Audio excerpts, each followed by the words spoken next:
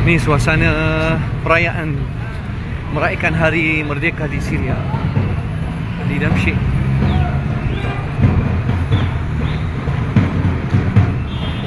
Memang sangat meriah.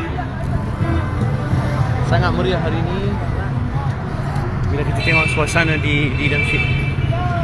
Masya Allah, semua meraihkan Hari Kemerdekaan hari ini 8 hari bulan 12. Hari Merdeka di Syria.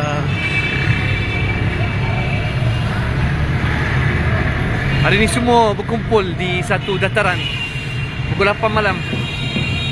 Ya Allah, memang meriah betul lah. Subhanallah.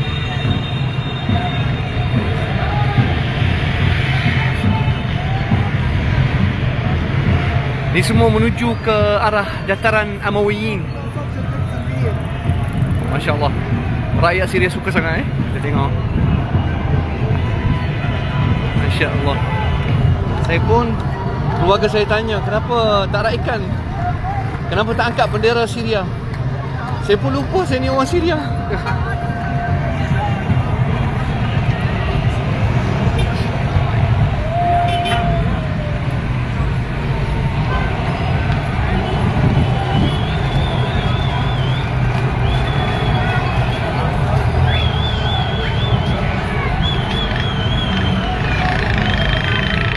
Semua happy sangat Masya Allah.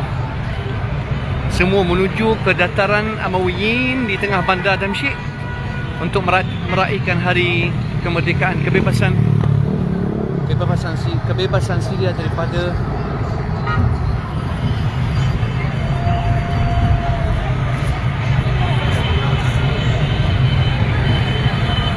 Masya Allah, ramai sini. Saya tak sempat lagi pegang bendera sini. Saya lupa saya ni orang Syria pula.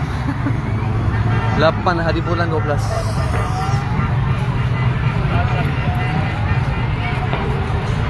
Masya Allah, Jim. Ini perayaan dia start malam ni Malam ni pukul 8.